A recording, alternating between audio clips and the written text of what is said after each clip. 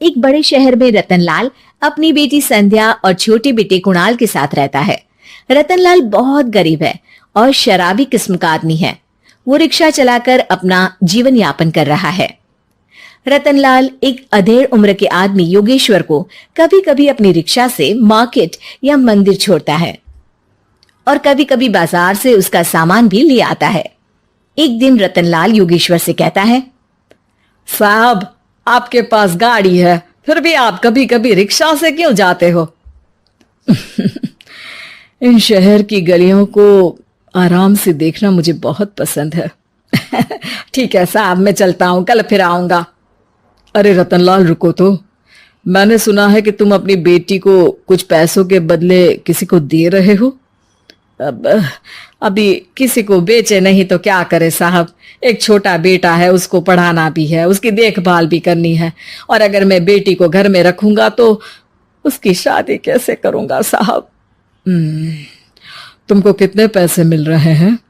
अब 50,000 साहब। देखो, मैं तुमको पूरे 20 लाख रुपए देता हूं। तुम अपनी बेटी संध्या को मुझे दे दो। हैं? 20 लाख? धन्यवाद साहब, धन्यवाद। मैं कल ही उसे आपके पास छोड़ जाऊंगा साहब।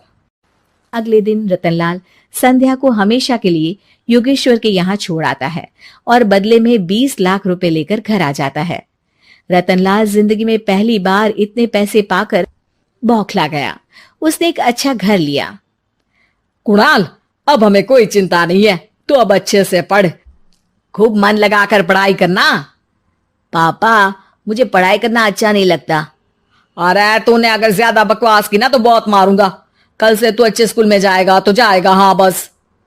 कुणाल का एडमिशन एक अच्छे स्कूल में हो जाता है, लेकिन आए दिन स्कूल से शिकायत आती ही रहती है।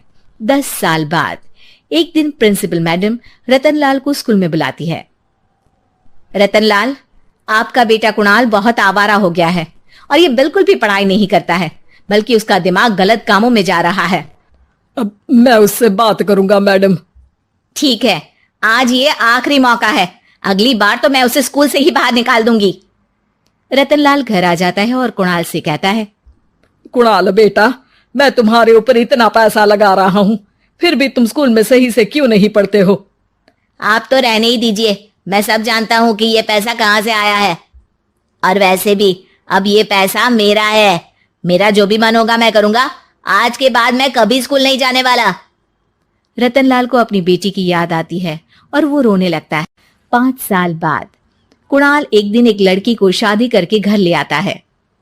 पिताजी, ये मेरी पत्नी है स्वीटी। तुमने शादी कर ली? हाँ, शादी कर ली मैंने, दिखाई नहीं दे रहा।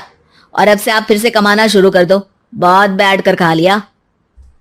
कुणाल, तुम इस बुड्ढे को घर में क्यों रख रहे हो? देखो ना, ये शराब पीता है, इसे घर से बाहर निकाल फेंको।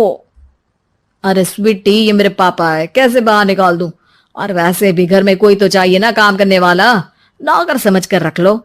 इस बुड्ढी को तो घर से बाहर निकाल कर ही रहूंगी मैं कब तक इसके लिए खाना बनाऊंगी। स्वीटी एक दिन घर के बाहर पार्क में अपनी दोस्तों के साथ बैठी होती है। तभी वो रतनलाल को बुलाती है। पिताजी, मेरे कमरे में मैं अपना फोन छोड़ आई हूं, जरा ला कर तो देना। हाँ जरूर, अभी लेकर आता हूं। रतनलाल फोन लेकर आ जाता है। कुछ समय बाद स्वीटी के फ्रेंड्स भी चले जाते हैं। स्वीटी अंदर आकर शोर मचाती है। चोर चोर! कहाँ है चोर? मुझे तो यहाँ कुछ नहीं दिख रहा। अरे ये अलमारी खुली पड़ी है, जरूर किसी चोर ने ही खोली होगी। अरे कौन आया था यहाँ?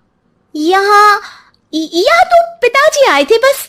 अरे बहू, मैं चोर नहीं हूं। मुझे तो आप पर अब बिल्कुल भी विश्वास नहीं है पिताजी, क्योंकि जब आप पैसे के लिए दीदी को बेच सकते हो तो आप चोरी भी तो कर ही सकते हो। अरे लेकिन वो सब तो मैंने तेरे भले के लिए किया था ना। मैं तो कहती हूँ कि हमें इनकी कमरे की तलाशी लेनी चाहिए। तुम बिल्कुल सही कह रही हो, चलो। स्वीटी और कुणाल दोनों रतनलाल के कमरे की तलाशी लेते हैं और उन्हें वहां स्वीटी की ज्वेलरी और पैसे मिल जाते हैं। मैं तो पहले ही जानता था कि चोर आप ही हो। निकल जाओ मेरे घर से और दोबारा अपनी शक्ल मत दिखाना। रतनलाल आंखों में आंसू लिए घर से निकल जाता है। स्वीटी मन ही मन सोचती है, आज तो मेरी प्लानिंग सफल हो गई। जैसा मैं चाहती थी ऐसा ही किया और बड़ी आसानी से उस बुड्ढी को चोरी का इल्जाम लगाकर घर से भगा दिया। रतनलाल की हालत अब ज्यादा खराब हो गई और वो सड़क पर बैठकर भीख मांगकर खाने लगा। एक दिन वहां एक गाड़ी आकर रुकी और सड़क पर बैठे सभी भिखारियों को अपने सेंटर ले गई। एनजीओ की मालिक संध्या एक एक करके सभी को सुविधा मुहैया कराती है। तभी उसकी नजर रतनलाल पर पड़ती है। पिताजी? संध्या तू? पिताजी, आपकी ये हालत कैसे हुई? ये सब मेरे बुरे कर्मों की सजा है जो मुझे मिल रही है। मुझे माफ कर दे बेटी।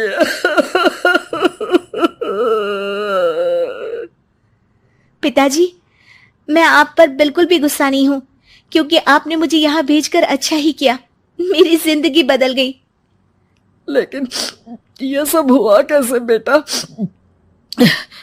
आप ये नए कपड़े पहनो, तब तक मैं योगेश्वर अंकल को बुला कर लाती हूँ। योगेश्वर अंकल? हाँ अंकल। योगेश्वर जी ने तुझसे शादी नहीं की थी? नहीं तो पापा, उन्होंने तो मुझे पढ़ा लिखा कर इस काबिल बनाया है कि मैं आज सबकी सेवा कर पा रही हूँ। रतनलाल पश्चाताप करके रोता रहता है। तभी योगेश्वर भी वहां आ जाता है। रतनलाल जी, आपकी ये हालत कैसे हुई? इतने सारे पैसों के बावजूद भी? क्योंकि मैंने बेटे और बेटी में भेदभाव किया था। लेकिन आपने ये कैसे किया? मुझे ये जानना है, बताइए। सालों पहले जब संध्या छोटी थी, तब मैंने एक बार एक आदमी से तुम्हें बात करते हुए सुना था, जो कुछ पैसों में संध्या को तुमसे खरीद कर शादी करना चाहता था। मैं उस समय एनजीओ में बच्चों के लिए ही काम कर रहा था और मैं किसी भी लड़की की जिंदगी खराब होते नहीं देख सकता था। इसलिए मैंने अपने जीवन की कमाई का एक बड़ा हिस्सा तुम्हें दे दिया था। सच में कितना गलत था मैं। मुझे माफ कर दो। अब आप दोनों मेरे साथ घर चलो और आज मैं अपना सच्चा प्रायश्चित करना चाहता हूं। योगेश्वर और संध्या रतनलाल के साथ घर जाते हैं। स्वीटी दरवाजा खोलती है। चोर भिखारी, तू फिर से आ गया? चल भाग यहां से बुड्ढे। ये घर तुम्हारे बाप का नहीं, मेरा है। बाहर निकलो यहां से। रतनलाल कुणाल और संध्या को घर से बाहर निकाल देता है। योगेश्वर जी, अब ये घर आपका है और अब आप यहां एक और एनजीओ खोल सकते हैं। शायद अब ये सच्चा प्रायश्चित है। संध्या अपने पिता के गले लग जाती है।